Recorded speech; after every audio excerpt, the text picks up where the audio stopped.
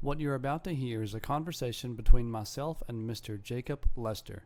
He's the band director at Westside High School in a small town called Clear Fork, West Virginia. Jacob has a unique situation, and we delve deep into that, as well as some of the challenges that we share being young band directors in West Virginia. We also talk about some of the issues and some of the good things going on with West Virginia bands. Mr. Jacob Lester. So Jacob, Hi, how you doing, man? I'm good. Good. Thanks for having me. Yeah. Hey, listen, thanks for having me. It's good to be here. All the way down here in Clear Fork, which I have never been to ever in my life. It's kind of in the middle of nowhere, Mm-hmm. but I'm glad you had a good drive. Oh, absolutely. Right? Yeah, for sure. Glad you didn't get lost.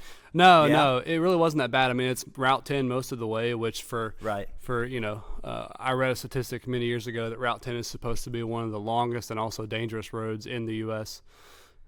Because it extends. I can believe that. Yeah, it extends really far, and I've never driven this part of it, so it is very nice. So we're at Westside High School right now, and you gave me the grand tour earlier, which I appreciate. Right. It was pretty fast, but I'm glad you got the basic. Yeah.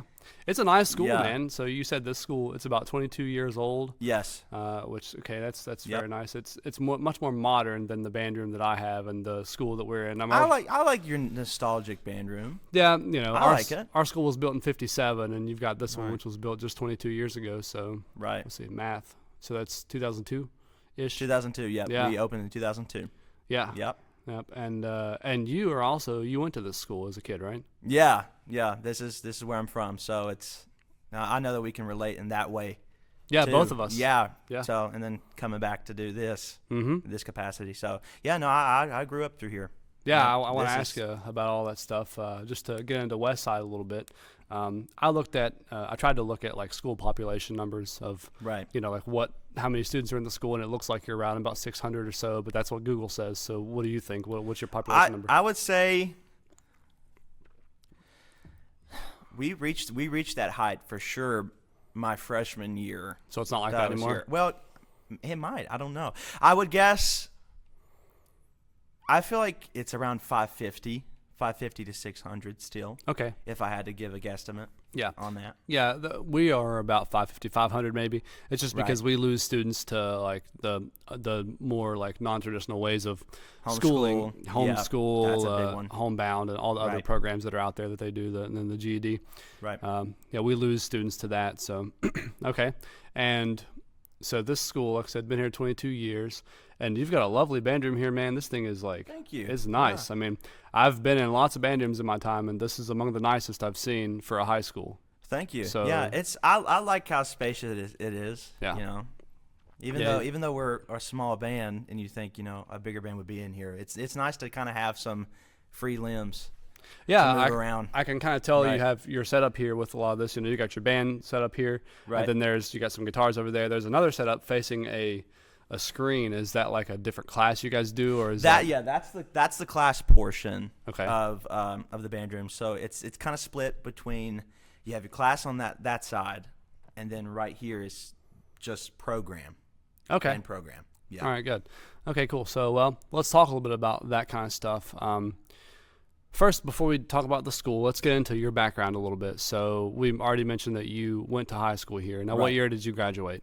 2020. So, you're a young boy. I'm young. Yeah. Yeah, I'm at least the youngest in Southern West Virginia, unless somebody can prove me wrong. And if they're out there, holler at me. No, you're right around the age that when you graduate college or so and get your first job, this is about the age that you basically start Right. your things. But you have a unique situation, and we'll talk about that here in just a bit. But so you're 22, right? Yes. Okay. 22.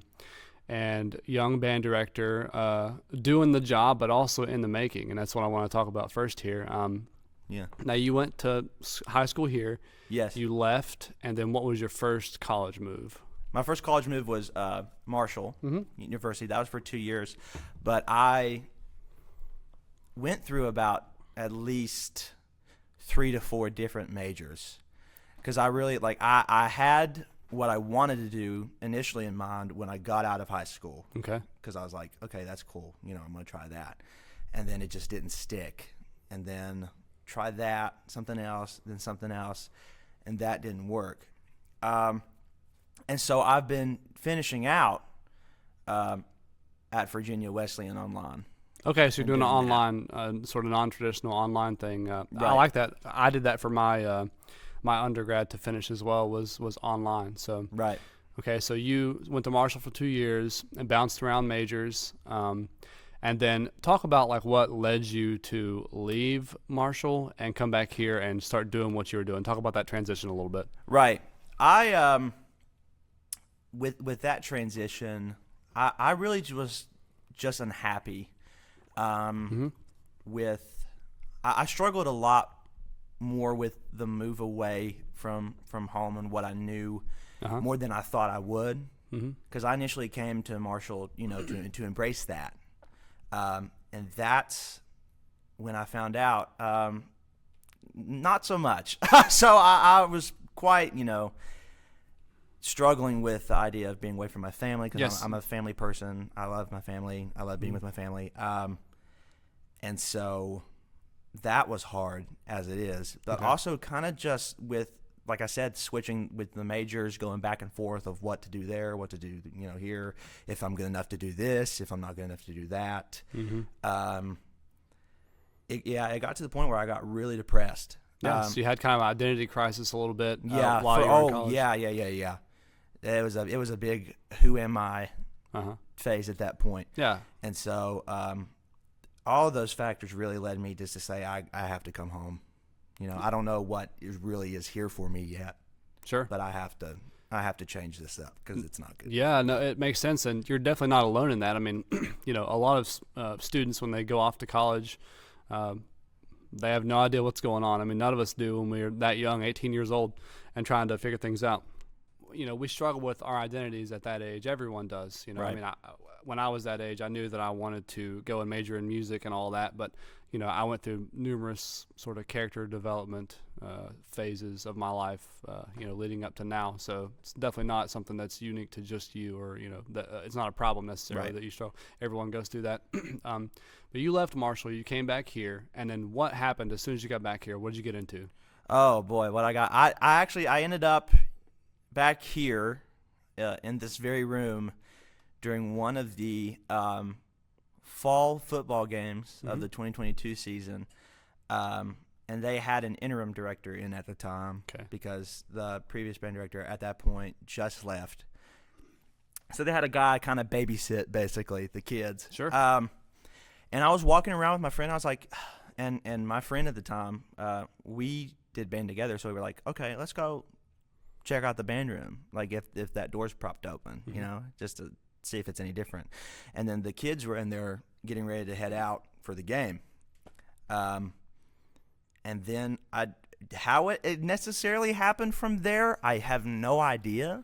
But it kind of just turned into the interim director basically pulling me to the side and saying, hey, I know you're really good with drums. I know you were the drumline captain when you were here. Are you like home now? And I was like, yeah. Why? And he's like, do you want to basically volunteer your time and be like a drumline instructor for us, for like competitions and games and stuff like that? And I was like, second lunch. That means we're in second lunch now. Yeah. I'm curious to hear back on the recording and see what the level is and see if we can actually hear that, because these mics are pretty okay. They usually filter things out. So. Right. But he's like, I know you're good with, with drums, and that's like you have a musical mind of some sort. So he's like, are you interested in doing that and being the drumline instructor for this season? And I was like, sure, why not? I really, at that point, I was like, I really have nothing left to lose at this point, in my mind. So I was like, sure, I'll give it a shot. You said volunteer. I'm glad you brought that up because, here in Southern West Virginia, just West Virginia in general, the activity of marching band has died across the decades. I mean, it's not dead. I mean, there's plenty of very positive things going on. But when you look at the way things kind of used to be before either of us were even alive, and then to now, the conversation there has definitely changed a lot. Yeah, that's definitely true. It's the numbers have dwindled down. Things are just the whole thing just looks much different than it used to. Yeah. And so, when you want to see your local hometown program thrive, sometimes you got to volunteer your time to make it happen. Right. With my program, there are, I think, 4 volunteers coming in to help me And with that's band great. camp. That's fantastic. Yeah, but I can't pay any of them. Right. That's something I have to work on. I have to work on a system where I can get them paid. But just like you just mentioned, I mean, sometimes you just have to volunteer Right. your time to make things work. Well, we used to have, the program used to have that also in place where they would have paid instructors too, but that conversation has changed for us in Wyoming County as well.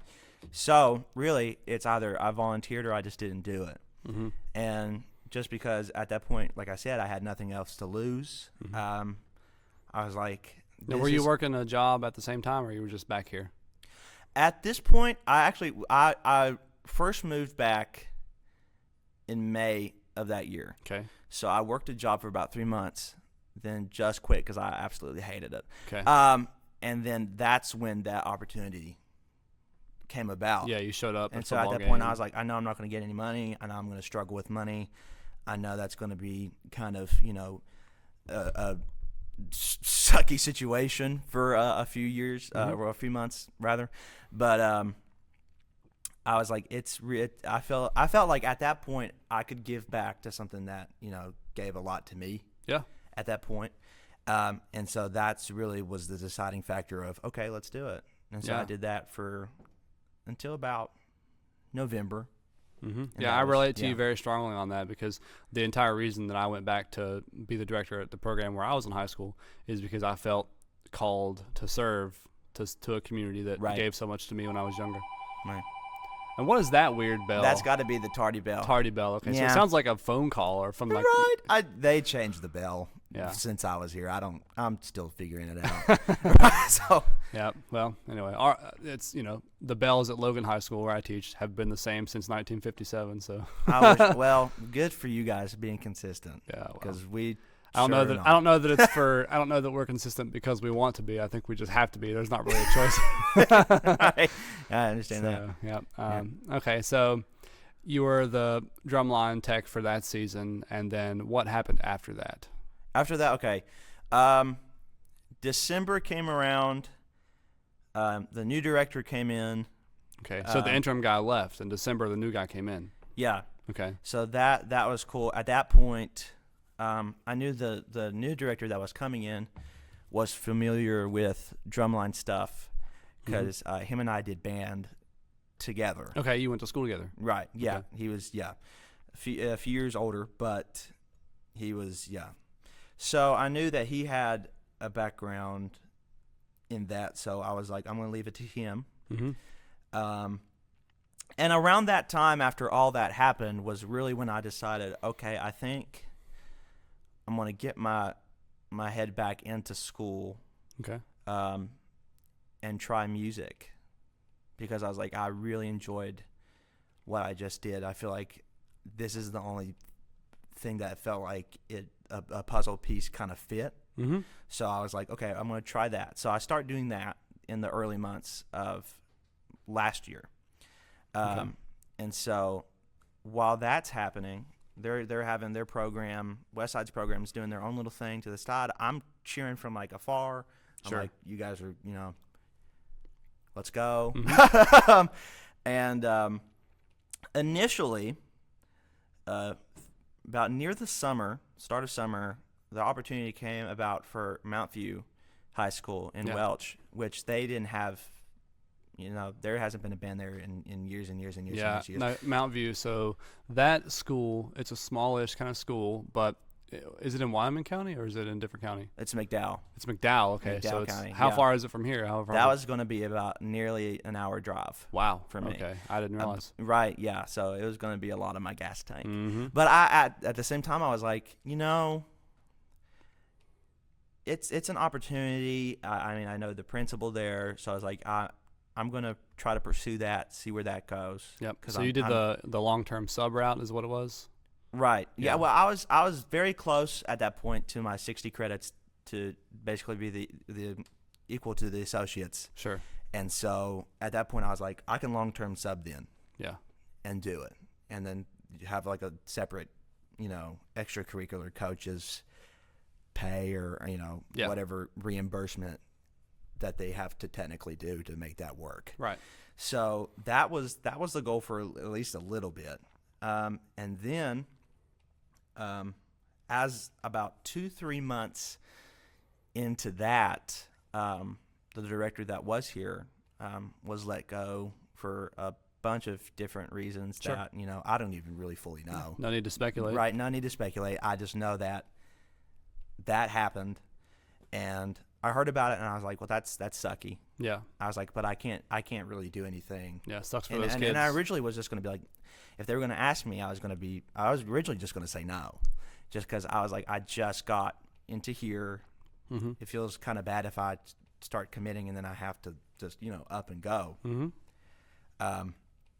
But then there was rumors, and I don't I didn't even know how true it was. I knew that it could be very real, but there was rumors that if nobody came in for even as an interim, for like a month or two even, they were just going to have to shut this thing down and just call it a day.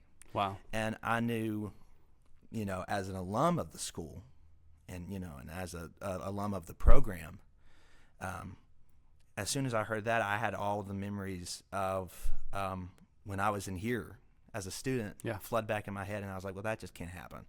So that's when I decided to make the move back here in November of last year, and that's kind of been where I've been since. Yeah, so you're at Mount View, you're there for less than a semester, and then you leave and come here.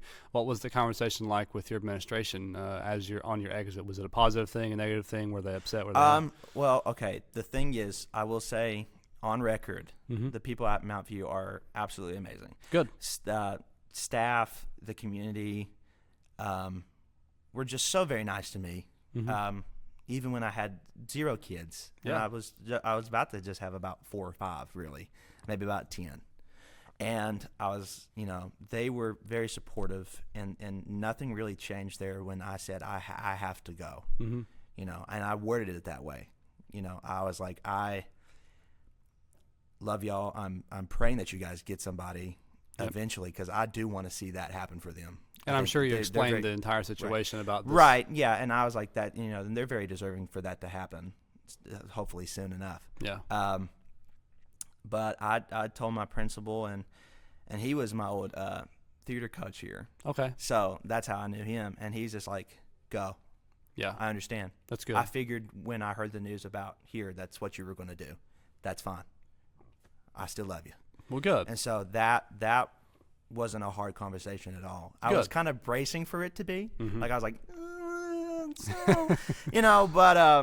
but no, they were very, and they're still very supportive. So no bad blood there. I love them to death. Good. That's very good to hear. Yeah. So, because when in times of transition, you want it to be as smooth as possible, and especially it's nice when others are considerate and understanding of the situation in its totality, and not just focused on their narrow view of what's going on. So that's very good. I'm glad to hear that.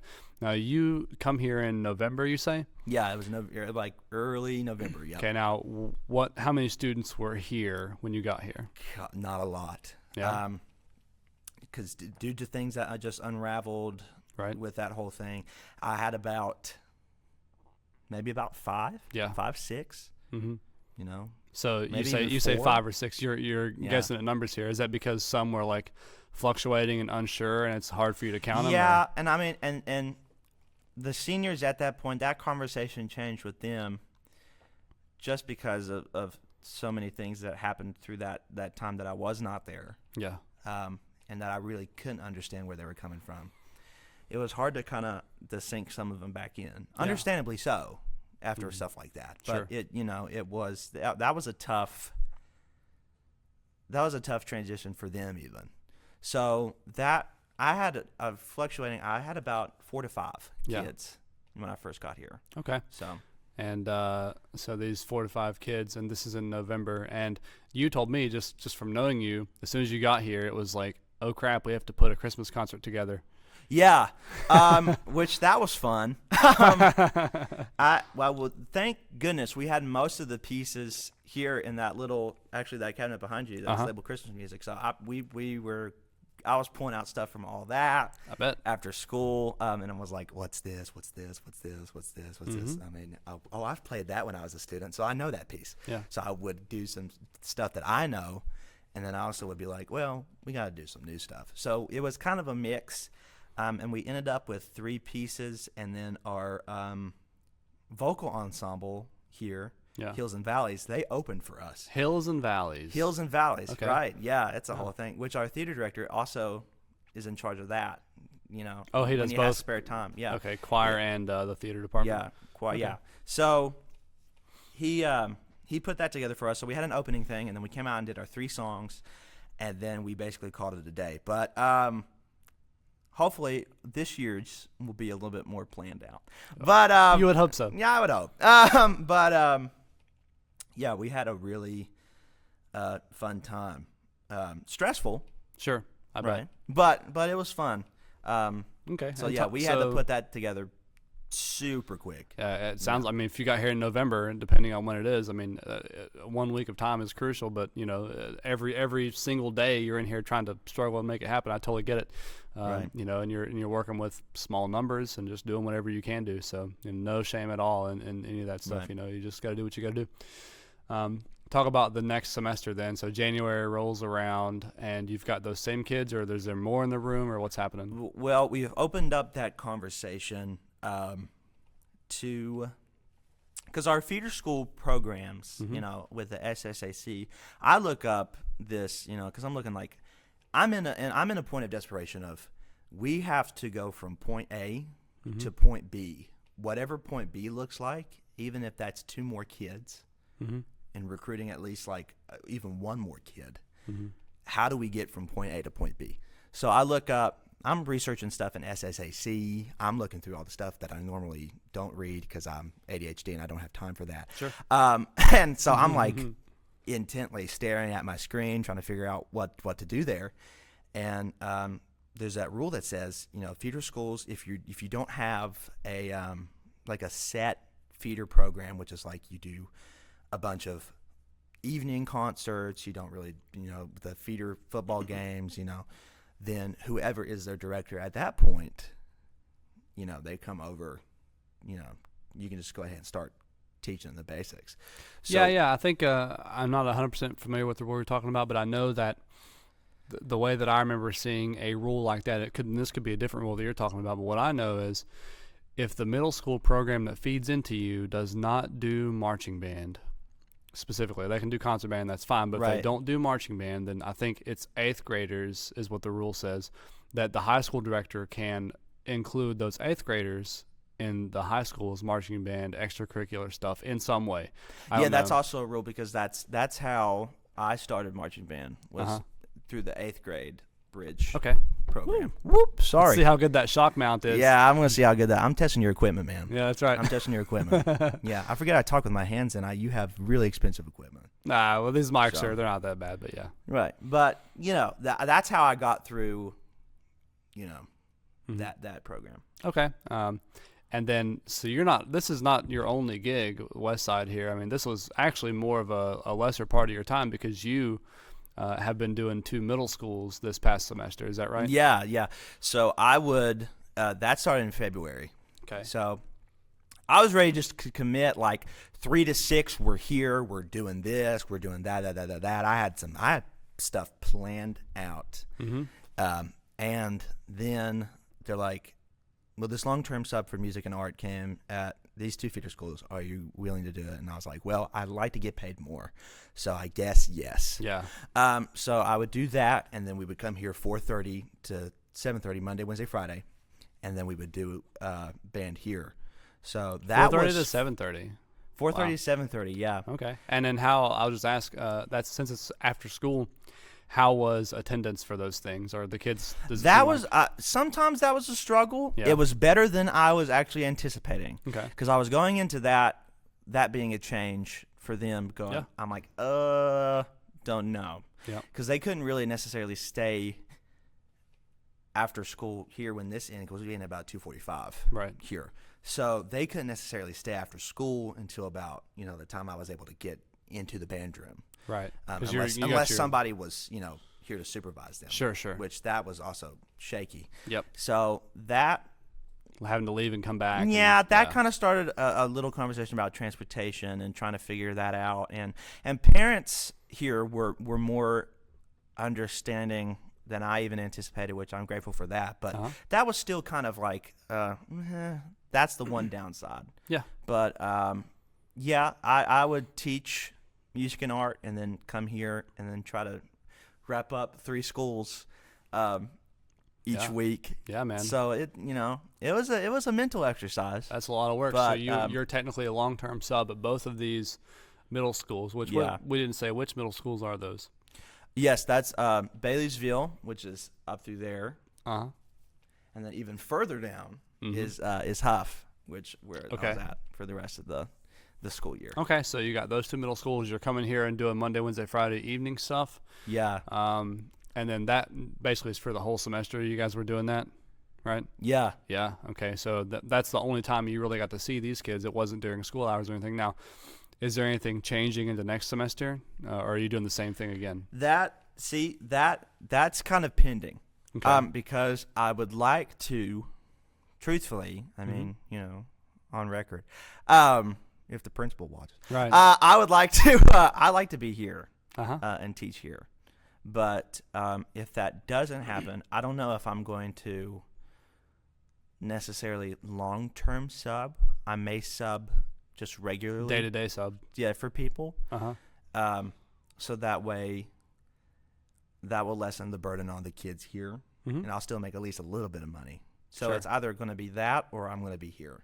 Wow, man! Is so what I'm looking at. Yeah, your situation is really flexible and seemingly temporary. I'd be nervous, just not for any reason other than you're coming in and you're trying to do changes and make big things happen here. Right. But like they allow you to come in and do it as an extracurricular after school, and it's not like a thing you can do during school. Right. At this point. That's a tough thing to make happen, because I mean, heck, a lot of most band directors around the country have allotted class time, and they're the stable person now. But your goal eventually is to get there, because you're you're still doing your undergrad stuff, and then you're going to finish that, and then also you're going to do the same program that I've been doing, which is the alternative certification program. Yes, that's your plan. Yeah, right? and then marry the two. Yeah, is what I'm looking at. Yep, there. and that's exactly what I've done here. Right. The past over the past few weeks, I just got my teaching certificate, so you're on your way to get that as well. Now, where are you as far as your college journey? Where's that at? All right. Well, I'm a little past associates level. So and with Wyoming County and how things go here, that's basically the equivalent of good enough. That's okay. That's good enough. Okay. He can do it. But yeah, that I usually tend to do everything that I need to do here, and then, like you said, even with because you said band directors normally would have the class time. Yeah. Sometimes I would on my planning when I teach the middle schools, if I had a spare 10, 15 minutes to just deter and do band director stuff. But most of the time it would be spending some late evenings in my office, either doing that, catching up on planning, or just, school work, college work, and then kind of having both of those, It's crazy to think that you guys have this wonderful space here, and they're limiting you to be an after-school only program. But during the day in here, is anything going on? Is there somebody else in this room, or is this just your room? Now this past school year, yes.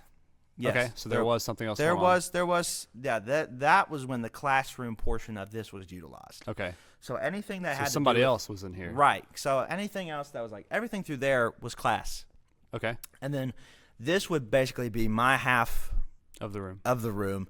Yeah. Program stuff only, Uh-huh. And we would do it that way, and then try to keep the peace of sharing of both. Yeah. How and is your relationship with that person, and what were some of the challenges that maybe that you guys had working together trying to share this space? Of course, you got plenty of room, so there's really not a whole lot to fight about. That was, I mean, it got rocky at some points, just sure. because more so just territorial of oh yeah what is what, and you know how, because it's never been done before. Yeah. To both of our our credit, it's Yeah. just never been done. Yeah, and you're free You to know? say that. I mean, territorial is definitely a word that resonates with me because that band room that I teach in is my band room, and Right. I don't want anybody else coming in there and doing anything and touching the instruments. If I don't show up to school and there's a sub, I'm like, hey, don't touch anything. Don't let the Right. kids touch anything True. while I'm not there. Like, I'm territorial. And I try to understand that she was also like, this is my classroom space. Yeah. As a teacher,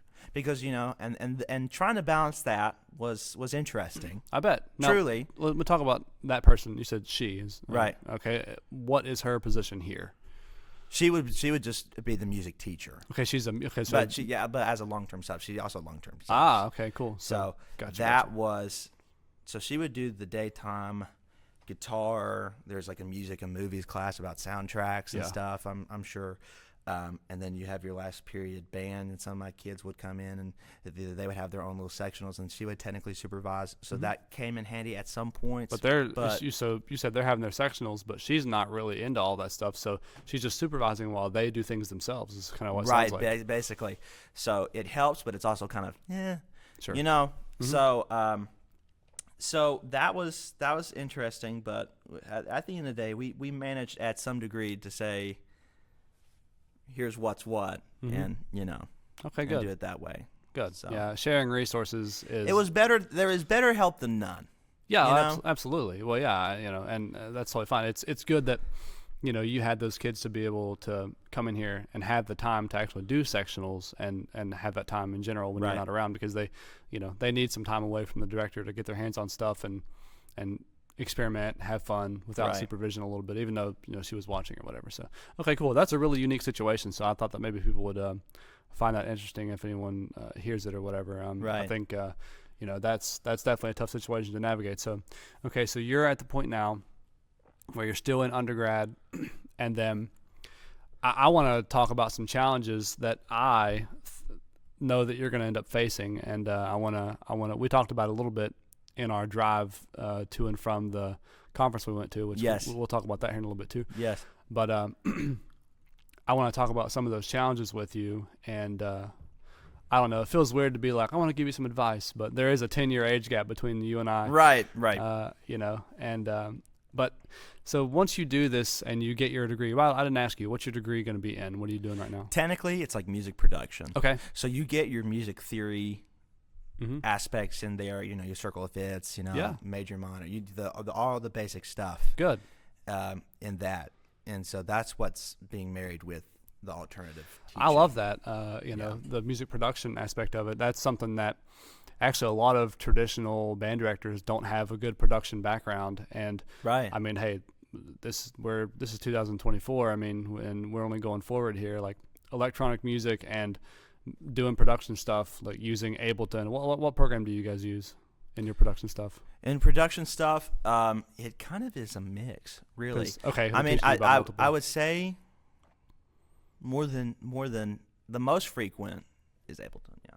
Okay, yeah, Ableton. Yeah, that's a great program. That's what I use. And the other ones, I really can't think of the names of, Sure. just because they're like, dip your toes in the water on this. Yeah. And then it's like, well, and then they're like, well, okay, we're going back to Ableton now. Yeah. A lot of every college has their sort of like main program that they like to use, Right. and there's industry standard ones out there, and Ableton is one of the big ones. But then like Logic and other stuff like that is really industry standard as well. Right. But okay, I just wanted to ask that just out of curiosity on my own. But okay, so once you get done with all this and get your actual bachelor's degree in, I guess, music production, Right. the next thing is the alternate certification program. It took me about a year to get it done because I was teaching full time and doing it at the same time, and they allot you about a year to get it done. So I got it done just in the nick of time. Right. And that particular process, it's funny because there's no music anything on it. Right. Honestly, Yeah. Right. yeah. So I didn't know this going in because it certifies you for music, but the coursework you take through the certification program is not related to music at all. It's all teaching specific stuff, which is very good. Right. There's a lot of good resources on there, and I learned a lot actually by doing that about laws and other various things that go into being a classroom teacher. And there's a lot of resources. I loved it. But the components that you have to do to get certified through music is you got to do all the praxis exams and all that. Yeah, the big stuff. Yeah, you'll do Big stuff. you'll do your basics like the reading, writing, math stuff. That's the basic praxis, and then you got to do the music. Yeah, you got your music one. And Yeah, that, the that music one's, content. that's a toughie. It is, and then you also got to do the PLT, the Principles of Learning and Teaching, which is just about Yep. classroom theory and stuff. And I did, some of that stuff in college, but that was 10 years ago, and I had forgotten all that information since then, so I had to really study up. But the music one is going to be probably the toughest one for you, and that's. Yeah. I would advise to start making sure your theory chops are up to date and good to go, and keep working. Yeah. Because that's really what's going to make it or break it. I mean, there's really complex stuff on that test that I took. Yeah, the practice. I've seen some of the prep of that. And what I'll say too is I took a lot of those prep things too. So I took that music praxis actually before I was supposed to. I was like, well, I'm gonna have to take this eventually, so I'm just gonna take it and then see what it is. And I bought some of the prep work, and I looked through all the prep work, and I did all that. But when I got in to do the test, I was like, excuse me, I'm taking this test, and I'm like, man, like the difficulty level really got raised Right. on the test. I was like, crap, man, like they're putting all these weird instruments that no one uses anymore. Yeah. That have You look different- at about at least like 30% of the exam, and you're like, when am I going to use that? Yeah, well, Right. that's a whole. when are you going to use that? Well, at least effectively, or Yeah. on the regular. Well, don't get me started about that. I could talk about that particular thing for a long time. Right. There's a whole lot of things in college music theory classes that are just not relevant or applicable to today's world really at all. And it's good that it's Not good at least to even high school. Well, I mean, kids. like 12-tone theory and stuff like that, and I mean, counterpoint's important to understand what Right. counterpoint is, but going back and analyzing hundreds of years old pieces and doing all this stuff, like, it's just not practical today's climate. And there's much more examples of that kind of thing. Not as, especially in southern West Virginia, Yeah, buddy. music climate. Oh, yeah. Like all of it's necessary to touch upon, which Mm-hmm. is I had to basically brush up myself as soon as I got here. Yeah. And I'm still brushing up. Yeah. Things that I don't know. We're like, how do we use our resources? Yeah, man. If Mr. Lester can't be your band director at this point, Google might. So it's just like, how do we get to resources that we don't know? And all of it's really necessary. Uh-huh. But with my students, I'm like, is some of it necessary? Yeah. True, like fully. So it's one of those things with that. Yeah, It's a little and tricky. Yeah, and from one first-year director to another, I've got a lot of music background and performance background, but like practical classroom application is something that I lack across the board because I've taught private saxophone lessons and all this stuff for a long time. So yeah, being able to like how to figure out the things that you don't know, and I think the best thing for me that I've found is just having a support group of people that can give you these answers if you need to. Yeah. You may be already in this, but there's a band directors group on Facebook that's really good. I've asked questions in there. Are you in that group? What's it called? It's just, I think it's straight up called band directors, but it's like literally there's. If I'm not in it right now, I will be after this podcast. Yes, you will, because I'll get you in there because I'm talking about like I don't know how many people are in it, but it's like 20,000 people are in it or something. Right. It's that many band directors. Yeah. Oh, there's the bell again. Where are we at? Hold on. Oh, well, yeah, We're I'll gonna make time this up the day. trivia. Lunch is over. Okay, so this is Lunch is over. What class period? Fifth? We are now in fifth period. Yes. Okay, so you guys do a similar thing that we do. Right. But anyway, that band director group has thousands and thousands of people in it, and I post in there to ask questions, and you can do it anonymously too if you're like don't want to put your name on it. You know what I mean? Yep. I'm like, I don't want you guys to know that I don't know. Yeah. or even on the other side of that is maybe you want to talk a little bit of a smack about the place that you're at or your administration or I've seen that. I don't know if I'm on necessarily that group, but on some groups of band directors that I've seen, that I have seen that frequently. Yep. And when I say talk smack, really what I mean is like a lot of the directors get on that group to ask other people like, hey, my administration is doing this to me. Like, please give me a resource. What can I do to help fight this? Or what can I do to better educate them or whatever? And so that is a good place for that kind of stuff. I'm not necessarily, talking smack or whatever, although there is a good bit of that goes on. I don't really agree with all of it. But, right, yeah, you're always going to find something. Yep. So we're going to get you on that. And then, cool. Of course, I'm available. I don't know that I can help you too much. I'll do what I do. But you can give me that natural 10-year age gap. Yeah. Yeah. Call up Uncle Austin and. Oh, it's funny. My nickname is Uncle Austy. You're Uncle Austy to me now. Yep. So that's going in our Facebook nicknames as soon as this is over. Yep. The kids at Winfield High School, where I taught for a long time, I've been Uncle Austy there for years, and my actual nieces and nephews call me Uncle Austy, and so that's what I've been for a long time. Right. So it's just your natural presence. Yep. Yeah. Yep. Embrace it, man. Oh, absolutely. Embrace the uncle vibes. I hated it first because it was, but I was like, You're the band director uncle. Yep. Say, tardy. If you're not in fifth period by now. But see, the tardy bell, that tardy bell is different than the one before. The one before that I talked about sounded like a telephone ringing. That one did not. That sounded like a dial-up noise. That might honestly also, it's either the tardy bell or it's the warning shot before the tardy bell. Okay. Yeah, it's either way. It's you better be in class right now. Yep. Okay, I got you. Yeah, that's where. Yeah. I'm trying to decipher this bell system. This is trivia, man. If it's gonna ring, we're gonna embrace it. Oh yeah. Okay, so having the support group of people, other directors you can get involved with is very, very important, and especially networking is so. It's huge. Important, which is why when you told me you had this idea, I was like, genius, because networking, especially through this state, is so crucial. Yeah, especially for younger directors like us. Mm-hmm. And you say through this state, and I think I know why you're saying that, but let me ask you a couple of maybe they're leading questions, and if they are, it is what it is. But hit me with them. You're here at Westside. Yep. Here in Clear Fork, West Virginia. Right there. Yeah. I mean, how far away is the closest other high school band director to you? Like, who's the closest to you? Oh, goodness. Okay. Might be Sarah at Man, maybe. She's definitely one of them. Yeah. Okay. Sarah.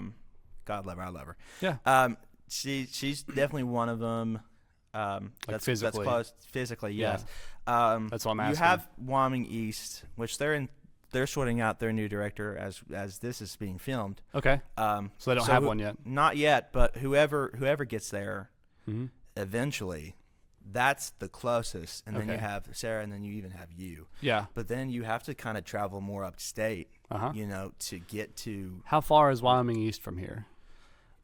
On average, about 30. Okay, 30 minutes. 30 max. I mean, it depends on how fast you drive. Sure. And you're a fast driver, so you could probably get there in about 15, 20. Buddy, I'll tell you, it was fun whipping that Mercedes through those mountains. I will say that's the first time I bet it was, man. I bet it was like Fast and Furious up in there. Yeah, because those things are known to handle really well. So I was like, it was fun to get back there and really kind of get two hands on the wheel and start whipping it around.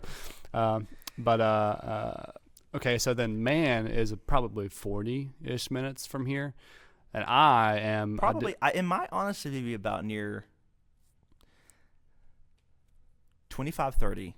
Oh, okay, so it's not that far. Right, because then you travel that interstate, and then you're, for me, about 40, 45.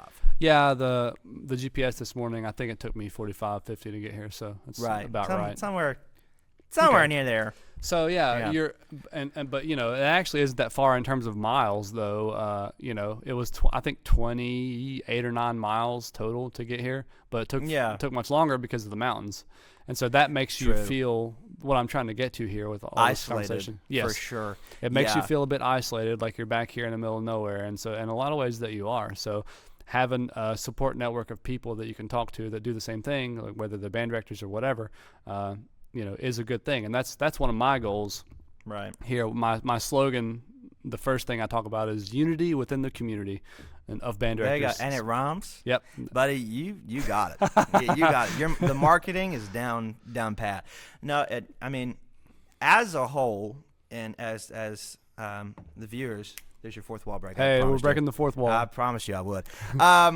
What they'll even come to understand as you release more of these as you go on and interview different people is all of networking in the state for band directors is crucial. Like it's important, but especially for us in Southern West Virginia, where we can just feel so more isolated, where we're at, that it's a make or break for us. Yeah. Truly, if it comes to building that friendships and relationships with people, and then going,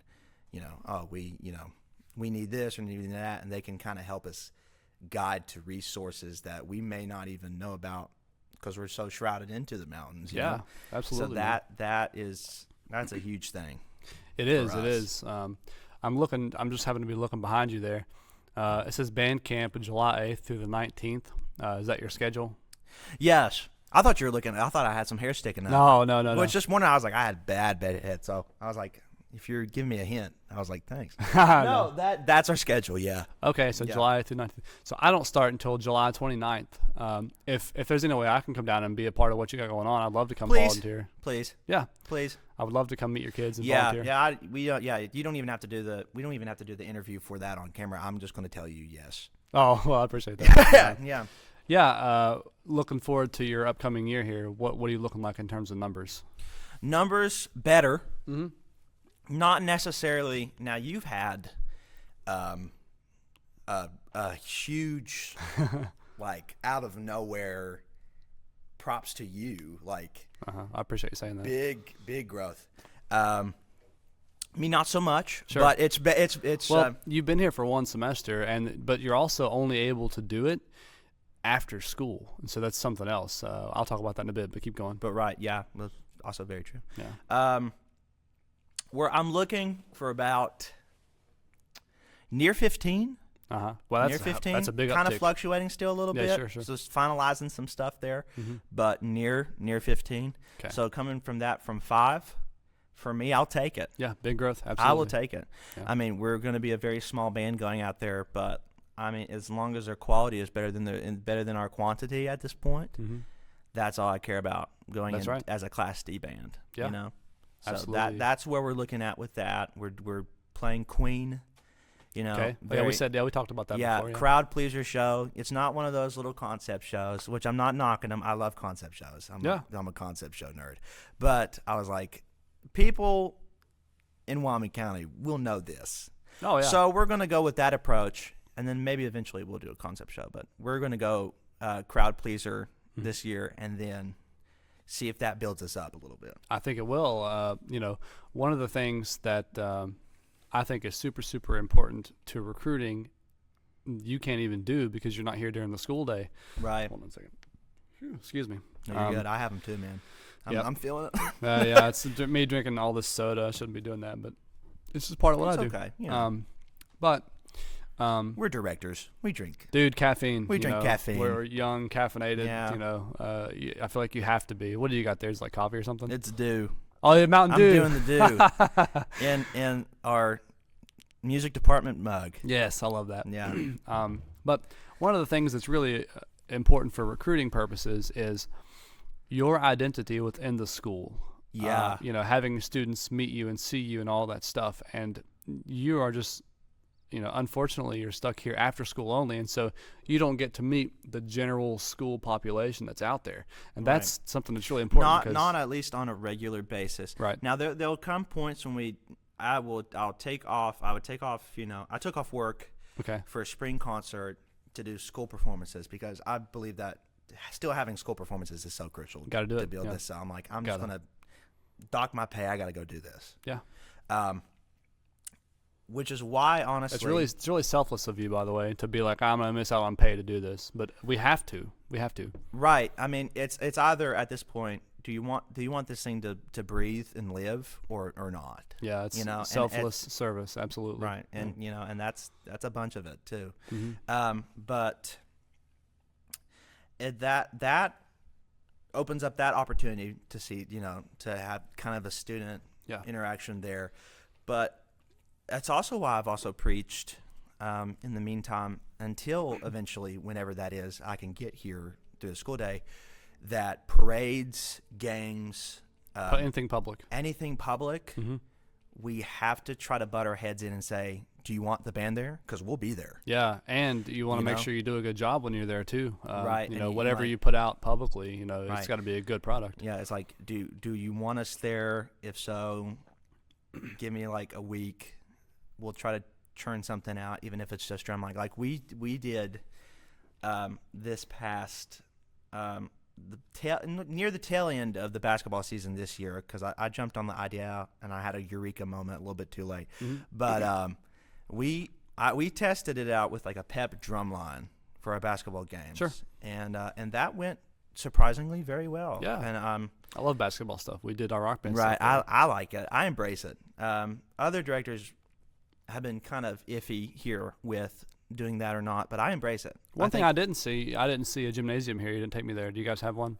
yes, I'll take you after Yeah, this. we'll is go over. after. Yeah. Yeah, they just broke ground actually too. I'm glad you segued into this. Hey. I totally forgot. Into we're going to get an auxiliary gym Love like that. right next to it, so Wow. we can even use that for in future band camps for even inside drills. Yes, man. If we need to do some conditioning there. Gosh, so So- lucky. You're so lucky, man. Yeah, at it's awesome. Logan, at Logan, we really need an aux gym, and it's something that people have been trying to push for, but there's been weird county pushback or something. I don't know. Right. I mean, and I understand that too, Well, money. because I mean, I think with Southern, and I don't even mean this as a diss. Sure. I just from someone that grew up around here, I feel like the communities here at first are skeptical about change Mm-hmm. because it's like either A, will this actually be beneficial, or B, does my tax money have to go into this? And so that kind of is why I could see maybe some people would be skeptical, and I'm not even necessarily even saying that blaming them. That's kind of what I've seen growing up through here, but luckily we've got it to where they just, like 2-3 weeks ago, they just Okay. did the whole shovel thing, breaking ground on Yeah. it. So cut the tape and all that. cut the tape, Yeah. Cameras rolling. So I'm excited to see how that fruition's there. But yeah, I'll take you to the gym after this. Yeah, we'll go look at it. It's good space. Cool. It's good space for that. Well, so we've covered basically how you got here, where you are. We've talked about your past, this past year or so. We've talked about your future plans and what you're going to do. You said about 15 or so roughly numbers for next year. Yes. And so, yeah, you'll build. Now, since you're going to still be doing it after school type of deal, it'll be same schedule, Monday, Wednesday, Friday. You're going to beef it up a little bit? Well, our theater does Tuesday, Thursday. Okay. Luckily, Jason, our theater director, which I've known him since childhood, Okay. we grew up together. So our relationship there is probably the best in terms of Good. band and theater director that I've seen here. Sure. Good. In a while at least. So we're pretty good about sharing kids. So he does Tuesdays and Thursdays. So we'll probably stick to our Monday, Wednesday, Fridays. Yeah. Either way, That's enough, honestly. I'm going to try to either bump up. If I'm here, if I teach here this coming school year.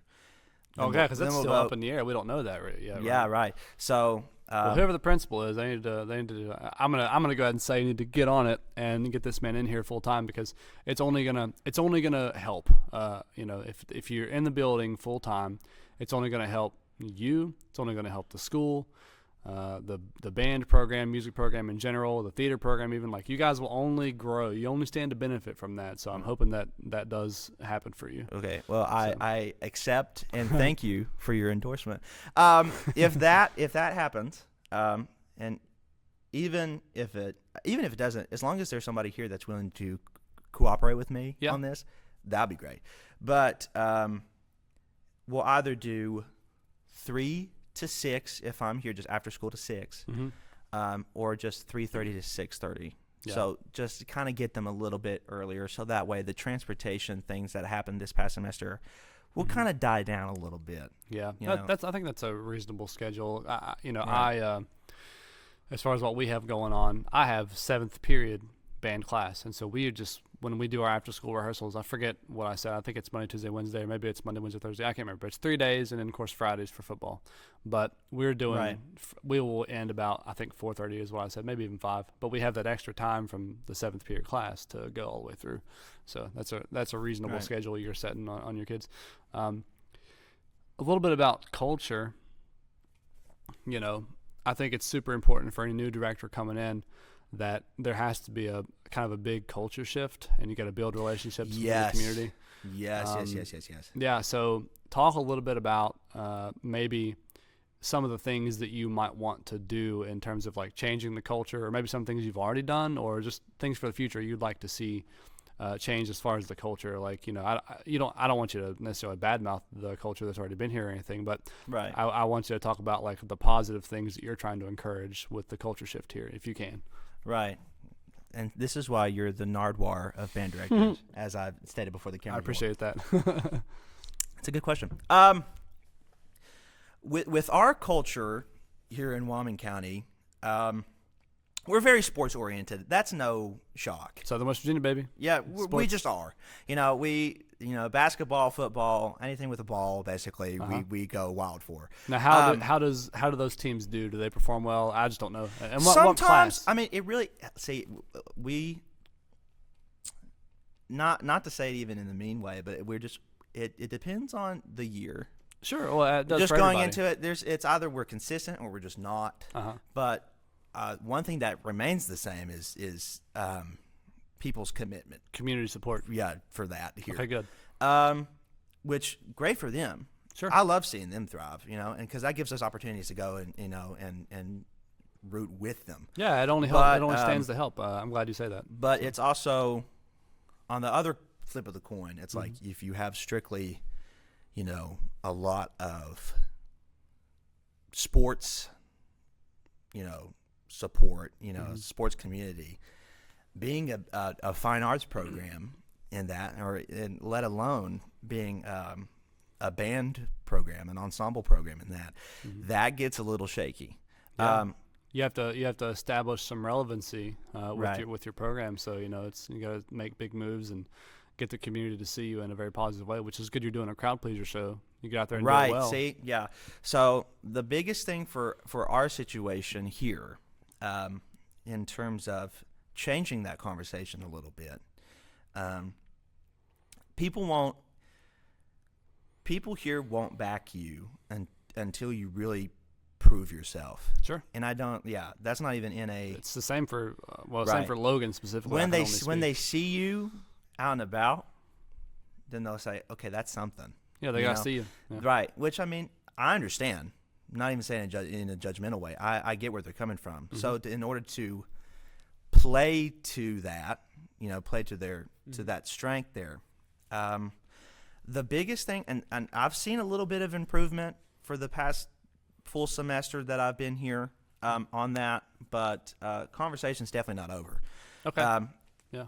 So biggest thing that we are, at least I'm trying to shift it to be, is when past few years we had kind of a recluse program. Like it was very exclusive, like in this room. Right. Not Not you didn't out move. doing a lot. You didn't move out of this band room much. It became very, not really cultish, but just but on its own merit. Yeah. So it was just on its, everybody was just in here. A lot of public events stopped. Like when I was in drumline here as a student, our band director would take us and out play in the cafeteria during the school days. We'd do a bunch of parades. We would just get out of here You have to. when there's an opportunity. Yeah. That stopped for a few years, and that, because it stopped, put us kind of in a situation of it doesn't look appealing, so no one's going to join or no one's going to support us. Yes, man. I know. I totally understand. So the biggest phase of what runs through my head, other than the million other things that do, is how do we get out of here and get back into the community and basically be an integral part of that again? Yeah. And how do we change that conversation of well, if you don't want us involved, well, that's just too bad because I'm going to make us involved anyway. Yeah, man. You know, just, you know, like how do we basically rear our heads in and go, okay, this is us. We're here. This is what we do. We're here to play music, even if it's not the best. Dang it, we're going to go out there and try for you. Yeah. And have that conversation within the community. Yeah. Which will be that'll be the biggest thing. And That then is- opportunities, you know, for like what you have going on in Logan County, like for businesses and stuff. Once we open that up, then that conversation might get rolling here too. Yeah, you know? I think that's super important. And it's good that you touched on that because that's, you know, that's some of the, like, people have asked me, like, oh, what advice would you give a first-year director? And one of the main things I say is, like, among all the other things you have to do, it's super important to embrace the aspect of community. And Yes. go out into the community, meet the business leaders, go talk to the mayor, get a meeting with these people, you know, talk to them, let them know who you are, and that kind of thing. And I think now is probably about the time you probably are going to start opening up those conversations because it's basically time. You're trying to establish relevancy, Right. so you got to get out there. Right. And this is my first full year Yeah, coming up. that's what I mean. So, I think it's so good. it's that will definitely start taking place, and even the advice you gave me on our car ride up, which I appreciate, that will definitely start taking shape and in some form or fashion because, you know, I'm so extroverted that I make people know me anyway. Yeah, so man. I'm basically Yeah. just gonna be like, acknowledge me. Yeah. You know, Yeah, but that's to your credit. You know, I think that right. you'll be just fine. You know, you'll go out, start talking to these people and talk to them for a little while, and you have the gift of gab and a good personality. So if you can just try to win those people over immediately and just be like, well, the thing that I told people was, like, I'm not asking you for anything right now. You know, Right. I just want you to know that I'm here to meet you, and this is what my plans are. But there is going to come a time where I'm going to ask you for some money or for, like, a space for my group to come or and at perform. least, you know, like resources. Yeah, exactly. For sure. Collaboration, Yeah. resources. Yeah. And that will be, if we can play on that, that'll change the conversation a lot. Because you're in Southern West Virginia. You've got a small community here. Right. So, you know, everyone knows everyone. I'm sure that's the way it is. And you grew up here, so you can tell me if I'm wrong about that. I don't know. Am I right or am I wrong? Is it like everybody knows everybody kind of deal? Oh, yeah. Yeah. I mean, at least in some capacity, Mm-hmm. you have to at least know somebody through somebody. Yeah. You and know, so so it's very close knit, which sometimes can be a bad thing, but sometimes you can really play it to your strengths. you can, and that's so that's what you got to try to do. Of those, it is one of those situations here, especially because it's, you know, small town living. Yeah. You know, 100%. we're hidden in the mountains a little bit, so you know, it kind of is a Yeah, but a lot of good Yeah. things can happen within these mountains, and you know, and you go out there in the community and make yourself known, and people will start to associate you with the band, and they'll see you out in public places. The Right. more you get out in public, the better it is just for you guys. And the whole thing about even with that too is knowing just when and how to strategically seize that opportunity. Because I know that with our situation, if I went upstate, I couldn't do what I'd be doing now because, you know, there's just some people that are just more qualified than me at this moment. But knowing my situation and knowing that I am able to make a difference through here, you know, it's like, how do we play to our strengths with this opportunity? Yeah. You know, it's just kind of, which I know you just got your certification. Well, congratulations. Thank you. Yeah. Appreciate Cool. that. Cheers. Yeah, cheers. But even with, I mean, you know, with long-term subbing, it's just kind of like, how much time do I really have to make this count? Yeah, man. You And know? one thing I will bring up about that fact is I don't know how it must be different for every county level. I'm not sure if it's a state thing or not, but in Logan, as a long-term sub, you're only allowed to hold the position for 2 consecutive years. So if you don't end up getting certified or whatever, then you're forced to move after a certain amount of time. That's part of the rules. And so it's like, whew, for me, you know, of course I knew I was hoping I was going to get it all done within a year. Right. But that just put the extra urgency on me to get it done. And I don't know Right. if that's the way it is here, but, you know. I think now, I mean, I have to really research it. Yeah. Now I know with the long-term subbing, yes. Uh-huh.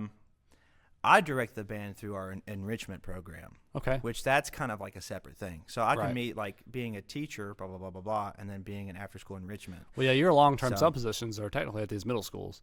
So Right. if something So- happened and it came up, you would start year 1 here, and that's your first. If the rules were the same, this Right. upcoming year would be Right. your first. Now I don't know about the rules of enrichment, but I Right. do know that kind of helps play in a separate Uh-huh. field. But I like I said, I understand. It's like, how much time do we have to make this worthwhile? Mm-hmm. You know, and to get it up. Yeah. And my main concern is, even if somebody certified came through here and they were able to take this job, and I have to just say, okay, it's yours, as long as it's beating to the point of someone can take this program and really love it, Mm-hmm. that's my main goal. Wow, that's very noble of you to say, to Right. be able to say, hey, even if it's not me, as long as someone comes here to make a difference, I'm proud of If that. it's and I want- right, it's like if we can get it to where point blank it's breathing in some fashion Yeah. and not like it was, Mm-hmm. cool. Because it's Wyoming County, so I'm sure I'll land somewhere. in the Yeah, end. yeah, that's You true. know, And, so- and honestly, that wouldn't be the worst thing for you. I mean, it would suck because you want to put in your time here and build the program and all that. But Right. if someone actually came along, which, let's face it, we're in Southern West Virginia, it's not really attractive to educators to drive all this way if they don't already live here Right, or if they have family here. But right. if you had to take a step back and just kind of finish up your degree and stuff and just maybe day-to-day sub or long-term sub a different position for a while, wouldn't be the worst thing, because it would allow you to, have some more flexible time where you're not here in the evenings. You can finish up all your degree stuff, focus up, get your Right. certification done, and then go anywhere you want. Of course, I know you're recently engaged. Congratulations, by the way. Thank you. I know Thank you have you. family here, and you probably don't want to leave. So you're probably and you told me you're a big family man. So Right. I know that about you now. But once you get certification done, I mean, the Right. sky's the limit. I mean, yeah. I mean, at that point too, even if I do have to move out into a different thing, as long as it's West Virginia, Mm-hmm. it's cool. Yeah, 'Cause I'm passionate 'cause about West I'm Virginia, ready. too. Yeah, I'm ready to see this. I am here until God or some sort of sign just says, "You're done. Yeah, You're time good. to go. Yeah. Yep, you're good."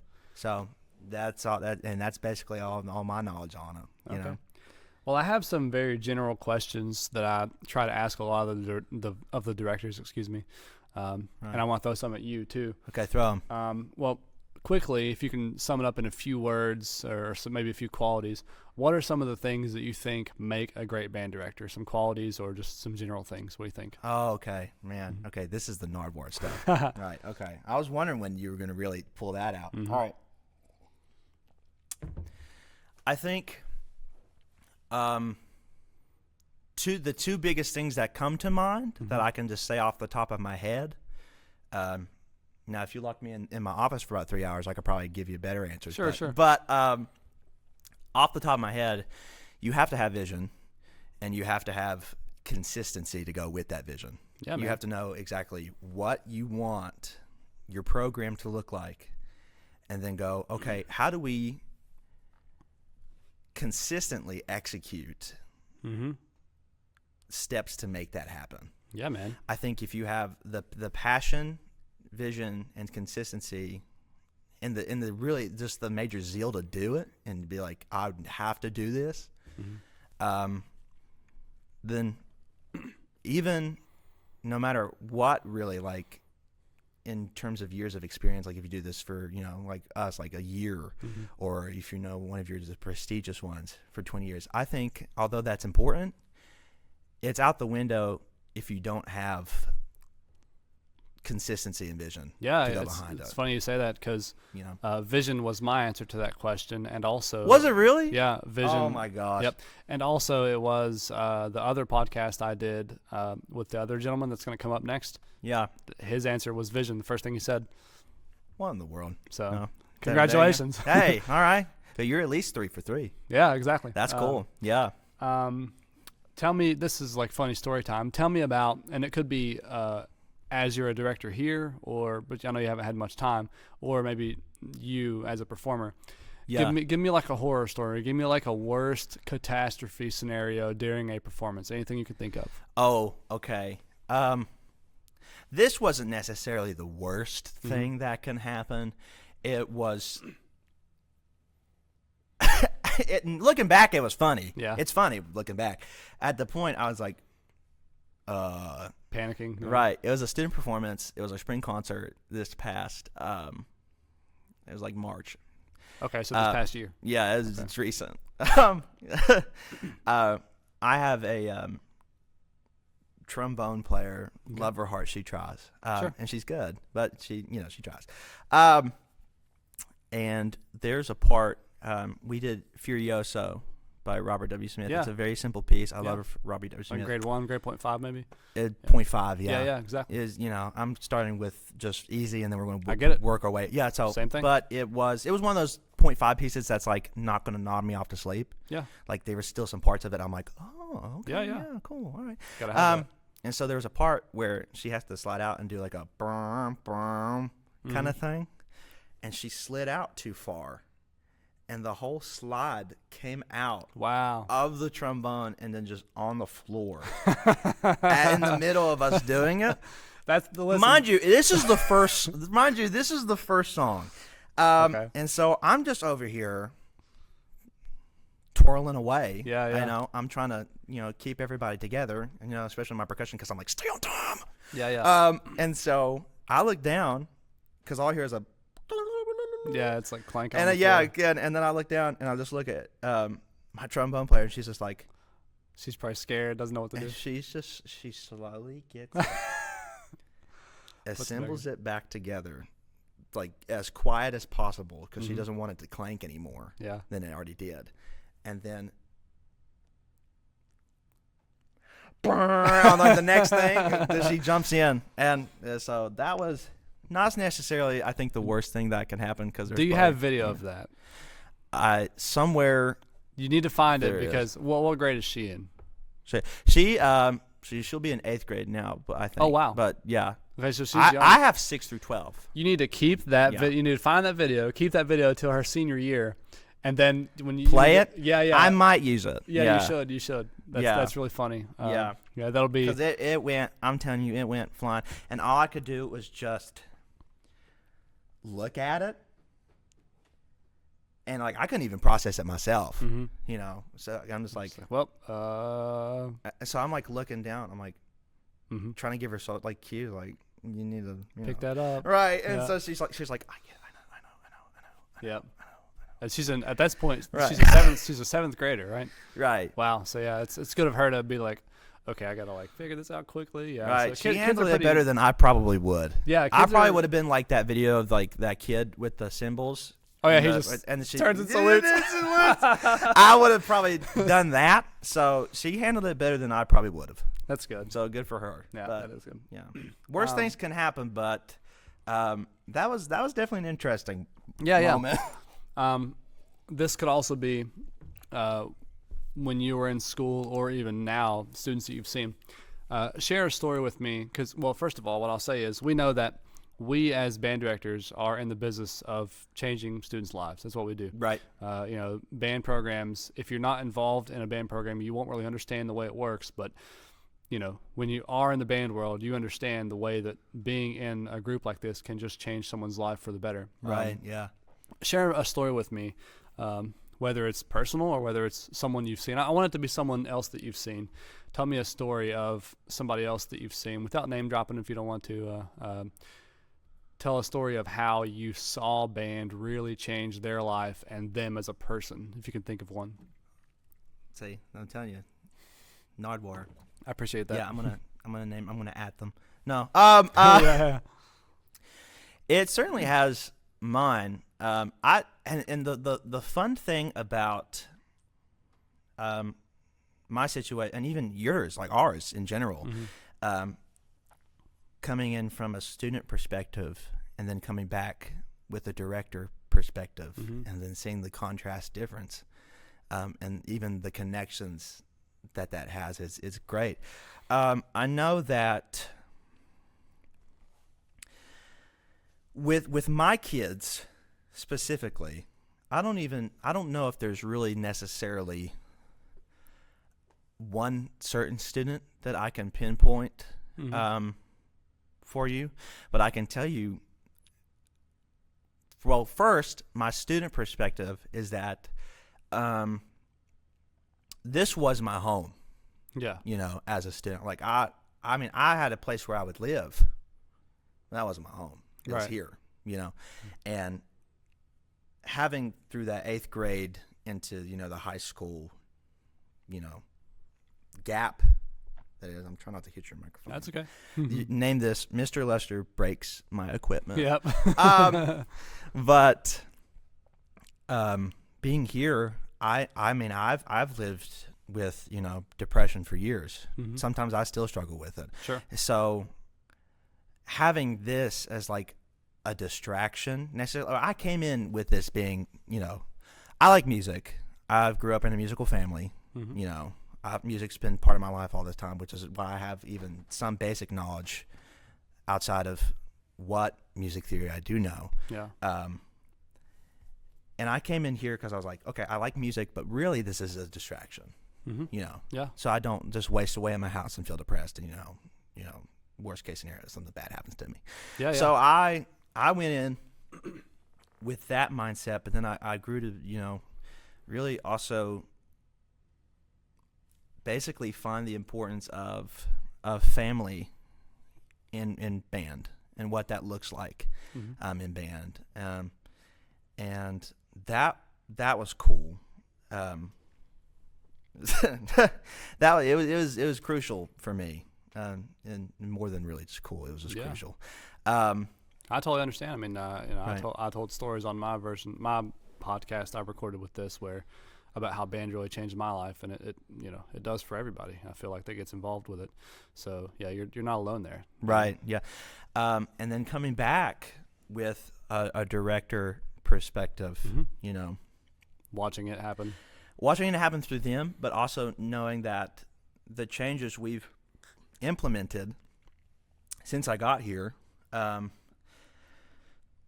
that they roll with the punches, but they also really just, when you have when you have the ones that are committed, you can really tell that they just have such a passion to see it through with you. Yeah. And I think that is I can see that, and I'm literally thinking of students in my head right now that I have that. right, and fit the I am description. too. And so it's like when you see that, there's nothing that can replace that feeling, that you all really are in it together. Yeah, man, it feels great because you're like, wow, like I'm here and I'm trying to make this happen, and whether they love it or hate it, I have no idea. But then you got the ones that for sure are completely sold, and they're like, yes, I love this. We're doing Right. this together, and they want to help you build it, Create and that, yeah. And that's amazing to see. And truthfully, the greatest thing about even all that, seeing that dynamic unfold in front of you is also the fact that's one of our ghosts. Don't pay attention to it. Yeah, it's happened a few times. Got Yeah, noises over here, noises our over there. school kind of settles. Our football field over there is I think what's an old burial ground, which is Yeah. why we call it the burial ground. Oh wow, yeah. Fun fact for you, tidbit. Yep. But one of the coolest things about seeing this, that stuff unfold in front of you, is really the fact that you come back home and you take this on and you're like, I know that the years have gone by, things have changed, but this one singular feeling is constant. Yeah. And the fact that we want to do this together. Yeah, man, I love talking And about this. I think that's the coolest thing. It is. That's one of the best things for me too. I love talking about this because I don't know if you experience this a lot, but for me, there are times where I just need to be rejuvenated. Because when you're in the trenches and you're just doing all the stuff, it can really beat you down after so long. And you have to do things that kind of rejuvenate and revitalize your spirit for wanting to do things. And Right. having these kind of conversations really puts into perspective for me. It's one of the reasons I'm glad I'm doing this podcast, because going around and talking to these directors and hearing them say stuff like this, and me knowing that is definitely true. It's reassurance. It is. It's reassurance. Yeah, that- and I feel like especially another cool thing about you even doing this podcast is that is an open window for reassurance. And I feel like a lot of directors, I know I need it a good bit from time to time, but we don't really ask for it because we're too busy, doing this or that, or trying to shoulder everything. Right. And I mean, correct me if I'm wrong, but I know with your and I situation, we're in Southern West Virginia. That's one aspect of it. We're both younger directors, and I don't know on your end fully, but I don't have an assistant director. I don't either. Right. So we don't have anybody to kind of say me. how to kind of say, you take this responsibility, you take this while I deal with this, and blah, blah, blah. We are carrying it all on our shoulders. It has been the hardest thing for me Right. this past year to try to. I'm spread so thin that I can't keep track of anything hardly. I have to take diligent notes. Me too, right? And that's, I mean, it's rewarding for the end result. When you see the end result and you're like, okay, it was worth all that. Yeah. But in the moment, it's like, whoa, I am the program. Like That's I'm right. You have to just fill out everything that you have with your time, your effort, your consistency. So, and you don't really get a lot of reassurance in that. It's like, am I really doing right by the kids? Yeah. So that's another cool thing for, the podcast and the viewers watching. There's your second fourth wall break. Yeah. That you kind of get a glimpse of just networking for one. That's the main thing, but it's also just the reassurance behind the networking too. And thinking about things at the state level a little bit, because we all are in our own little communities and we have our own little local boards every county. Thinking about the state level, and this is something that I don't know if you will or won't have an opinion, but that's why I'm asking. What do you think? Give me like one thing that you think from the state level perspective that maybe could be different, or something you would like to see implemented or added that would help music education, specifically band, but just music education in general, or focus on band, doesn't matter, around the state. What can the state board do? What kind of changes or something? Anything that could help us from the state level. What do you think? Okay, so this is statewide, right? Okay. God, yeah, you got some good questions, man. Yeah. Got some good answers from some people on this too. You're making me think for it. Well, funding's one conversation. Yeah. That's, duh. But and that conversation has slightly changed for the better. And so over the years, I've seen a bit more improvement towards that. Well, I want to ask you, then I'll let you finish your thought. I'm sorry to interrupt you, but no, you're fine.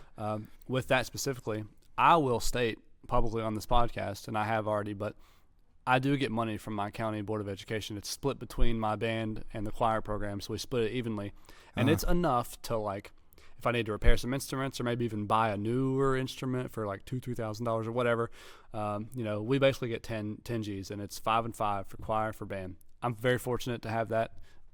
Do you guys get anything like that here? That's a tougher conversation for us. And not to try to get in trouble for saying it, but it is what it is. It is a tougher conversation. The biggest thing, I think, statewide that could be implemented other than funding, which, I mean, like I said, has improved, and we can always, improve. Sure. Too. But the biggest thing, really, I think, is resources. Okay. Just having, there's some things like Quaver is great. It's I know what it is, but I'm not familiar. I don't use it. So. Right. I just got acquainted with it about 2-3 months ago. It's great. That's fine, but even just going, saying, having the state region, the capital, reach out to even like our areas, or even every which way to bands that may not have enough adequate resources being poured in, and saying, how can we help you for the betterment of your program? And not necessarily like, how do we do it? I don't know, but let's talk and maybe discuss some options. If we even had discussions of potential ways to do that, sure, that would be better than nothing. Yeah, I think that's definitely true, and we'll talk about a little bit, just to touch on, because I know we're going long, but That's totally I fine. got time, man. Yeah, I got We're time good. too. Nothing but time today. But we went to this conference that Randall Reed Smith held for band directors to come Yeah. and help revise some of the scoring system that they use in the Governor's Cup competitions. With free donuts too. Yeah, it was which free. that was cool. Yeah. That was a good networking thing. I saw a lot of people that I already Yeah. knew, which was nice. It was good to see those guys again, but also meet new people. But at that meeting, one of the things they talked about was Randall brought up the fact that they have been doing all this work with the VH1 Save the Music grant, which I think is phenomenal. Yeah. But have either of the middle schools that you work at, have they received that grant yet or no? Because I he do talked remember. about- I do remember having a conversation with Randall previously before the conference. Okay. At some point, I think it was at the Music Educators Association, because he asked what I was doing now. You mean at the state conference? Yeah, the state conference. Okay, yeah. Because he asked what I was doing, I was like, I'm West Side, Yeah. Because he saw me when I did the drumline stuff. Yeah. And he's like, well, honey, you should have called me. Sure. How Anyone who knows, they know. And if you know, you know. Yep. And so I think he did say over there, because they have an action plan through the next 2, 3, 4 years, something like that. Yeah. That's what I was going to bring up. They will eventually touch up on maybe some remaining feeder schools. I know Baylessville got it a few years ago. Okay. I do know that one for sure. Everything else I probably would have to research on that. Okay, so you don't know specifically. Because it kind of spreads out with their action plan. Yeah. It's not all. They don't really drop it all at once. So they kind of strategically place. I do know that I think maybe 2 more schools will be added. There it is again. Trivia. I'm curious to see if it actually 6th shows period. up. Oh yeah, 6th period. Yep. That means it's time to. But Randall used the word all. He said that by 2020, whatever, 7, 6, 8, bajillion, I don't 7, know. 8. Yep. That all of them. Yeah. So I Yeah. think within that frame, the last remaining 2 or 3, I think, will be covered. Yeah. Because I don't know if that feeds into us. Well, but the I do school know that feeds into me, they got it. Right. You know. So I do know that if it feeds into Wyoming County, good. Yeah. Even if it's not me, just good. Yeah. Because we, Yeah. as a whole. Want everybody to have resources. Right. Yeah. That's something that's important. You mentioned that having county relationships with your other programs in the county. What are the other high school programs in Wyoming County? What did I already asked that? I don't know.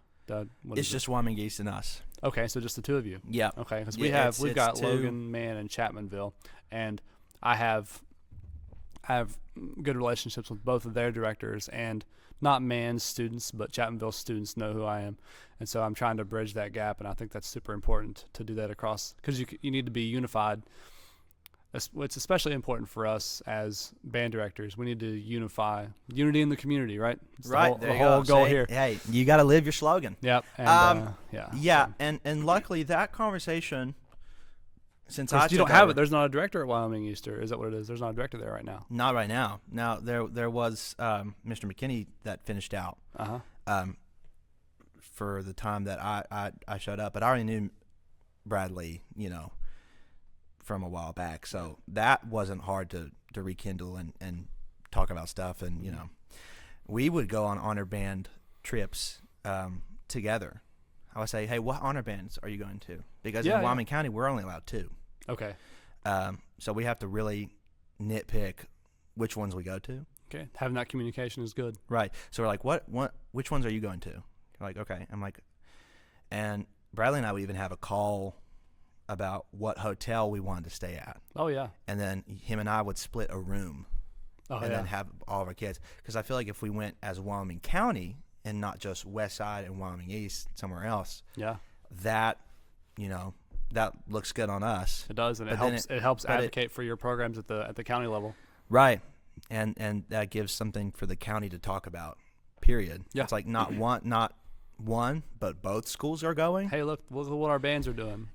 So that's kind of what we were going for there. And with how we've set up now, it used to not be like that. There was a period of time when I was a student, and I don't really know what fully happened, but there was a rift between Wyoming East Band and West Side's band. Sure. Yeah, there it is again. Probably tardy. Warning or tardy. You're at a point But- now where even if there was a little bit of a rift before, it doesn't exist now. No, really, no. You would look at us and go, wait, there was a rift? Uh-huh. Yeah, and that's kind of how, as long as I get to be here, is kind of where I want it to stay. Sure. Because friendly competition, when we go to competitions and stuff, like, that's fun. You know, friendly, you know, being competitive, that's fun. Yeah, absolutely. But I'm very competitive. But as long as the students, they know that we're not against each other. Yeah. Like, if you beat us in a competition, it might sting a little bit, but we'll be happy because guess what? That's Wyoming County out there. Yep. You know? So as competitive as I am and how much I want to win, sometimes you just kind of have to calm down after the fact and then just say, well, it's Wyoming County. Yeah. May not have been us, but Yeah. It's You know? important to say that to your students too, because they need Right. to hear that, and the sense of unity in the community. They need to understand that that's what we're going for here. right. And bands got to support other bands, otherwise the activity will cease to exist as we know it. So we have to make sure we support everybody. Right. Now, one more thing I want to ask you. So let's go to like fairy tale dreamland here for a second. Buddy, I stay there. Yeah, well, I feel like we have to. We're always thinking about all the things and envisioning the Right, bigger right, picture. right. But let's assume you're stuck here for years and years. It doesn't matter how long. But let's say you build this program to exactly what is in your head. What does that look like in terms of numbers? In terms of, you could say playing ability if you want to. I don't know if you want to go there. Maybe in terms of maybe staff members, maybe in terms of things that your program does, events that you go to. What's that look like in your head? What's the ideal scenario for you? What are you going to? Right. That's a good question, dude. Goodness gracious. Are you sure you're not a journalist? I feel like you could be. Yeah. I appreciate you saying that for sure. And truthfully, and I'll give you an answer still, but truthfully, I take things normally year by year. You should have to. Right. Yeah. So I haven't even not that I haven't. It'll really, never be the same right, every year. Right. Not that I've actually thought of I've thought of a concrete end game, but not often. Well, I You feel know, like if you call it, but especially if if you I- call it an end game, it's like, well, then that signifies that you're done, and it can't be done. Right. You Well, know? well, it's never done. Yeah. But in terms of the end game of the goal, Yeah. I see it hopefully at some point surpassing the numbers that even I was in. The largest it's been here, and it seems like rookie numbers to other places, but the largest we've been here is about 30-something. Yeah. I see that happening again. I push for it at least. Yeah. I believe even if it's not me as the director, that can happen again, no matter who is waving the baton. Yeah. I think, honestly, and we've strived for at least a little more. Marketing, you got to think of marketing. Yeah. That's got to be all around, knowing that people know that you're going to be at places, and there's opportunities for them to come here. Yeah. So your having goal that back and forth. I in see terms of that. numbers. Yeah, that's got to be very strong. I see that being very strong. Yeah. Playing ability, as long as that can always improve, and that can always look really good. And Yeah, I don't know you want it to look really good. Yeah. But as long as there is the determination to try, even if it doesn't sound the best, if we have that, nothing can really stop us. Yeah, that's right. So I see, in terms of that, if we are just headstrong about who we are, what our image looks like, what our relationship with the community looks like, and always wanting to include more students in that and increase our, recruiting opportunities even there. Always be recruiting. If we do that, then we'll be in a much set place. Yeah. To sum it up, a And little we bit. eventually will.